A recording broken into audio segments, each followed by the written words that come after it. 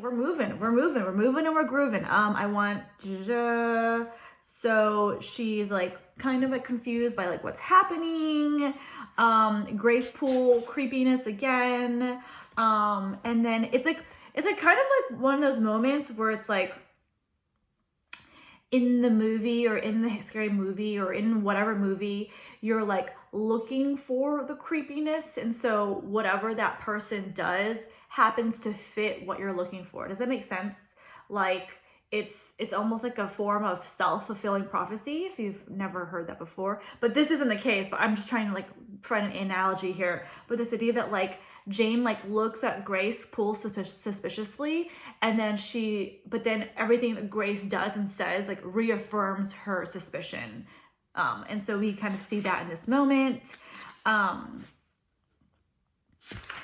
And then she wonders like why is Grace still there? Like, I don't understand. Like why she's like not that cute. She's not that pretty. Like why, if she's this creepy person who's trying to kill Mr. Rochester, why is she like this?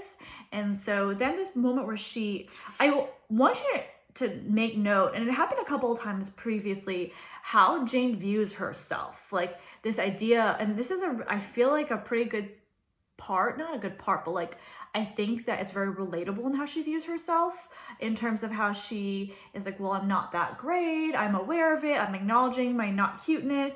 And then she's like thinking about Mr. Rochester. I don't know. There's a really cute part here. So I'm gonna,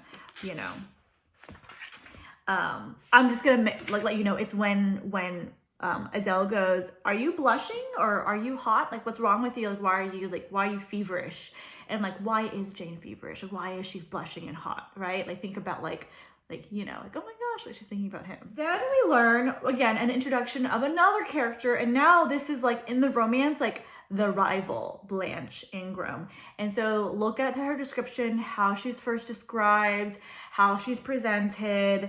And of course, like what class is she, what is her status? Yes, sorry, I totally realized Rochester is nearly 40. Okay, again, we're gonna pretend he's like 20, I think that will make me feel a little better personally. Oh, 21, 22, maybe.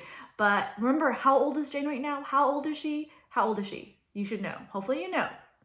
And then, yes, in this chapter, and I think it's a really, almost like a heartbreaking chapter a little bit, just because of how Jane really keeps talking about herself to herself and how she views herself. I think this is a really good section for me that I would have probably written about if I were doing a personal response entry, and just how she views herself. And then what she does in order to like reaffirm how she views herself, the action of her drawing. So that's something that I want to point out to you. Yes. So look at the part when like all of Blanche Ingram's and her posse, how they like arrive. Like look at how they're described, that word choice, essentially the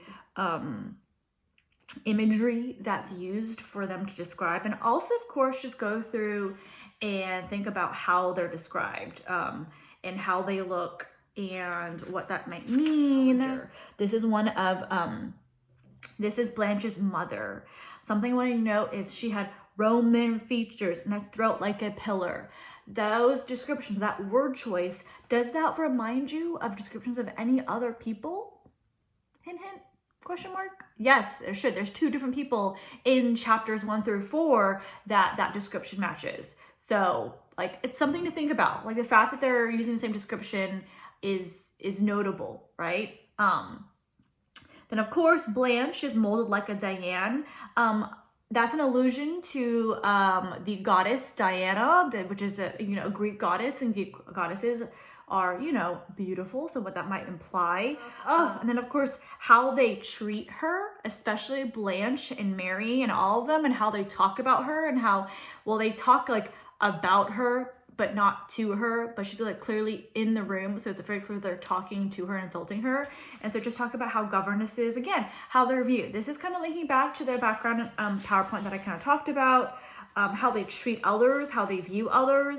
I mean, like these are like the you know, kind of catty, rude, girls in like, if you think about like in your classic like rom-com / romance teen movie, like who are they, you know? Like, I want to talk about how Blanche views like marriage and what she's looking for in a man. In her speech, she's like, oh, I'm so sick of the young men of the present day, pure puny things, not fit to stir a step beyond Papa's park gates.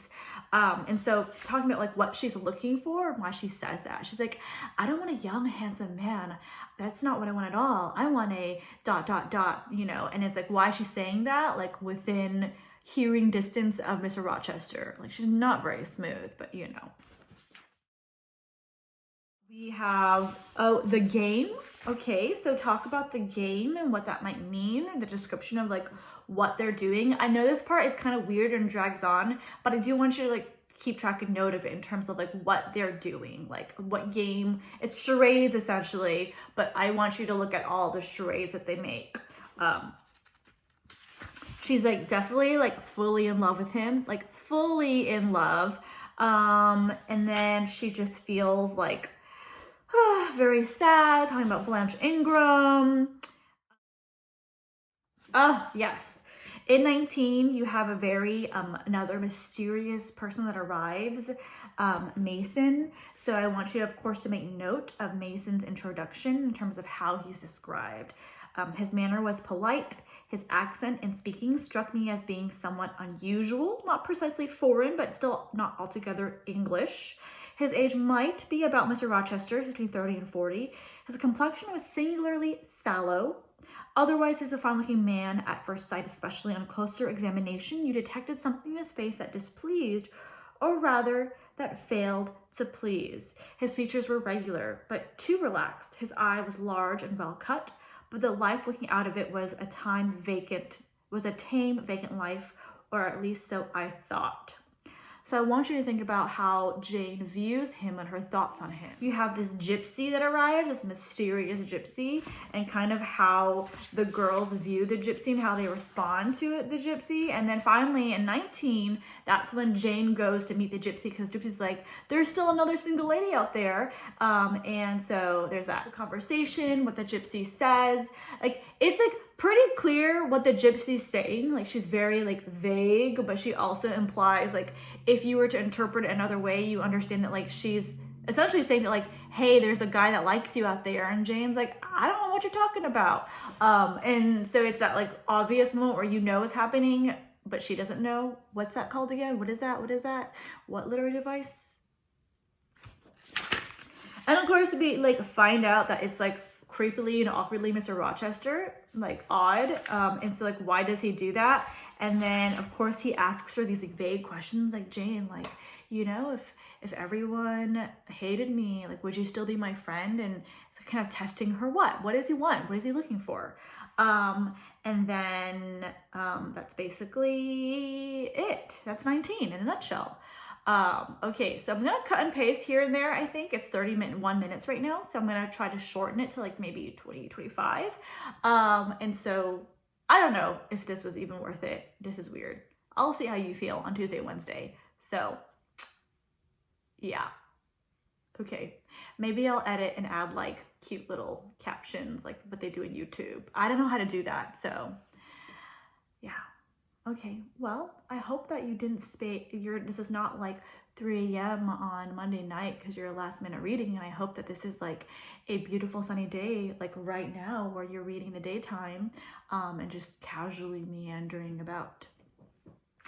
I hope you had a great Valentine's weekend and a great long weekend, and I will see you Tuesday and or Wednesday depending on your class. Please read and study. You have a reading check.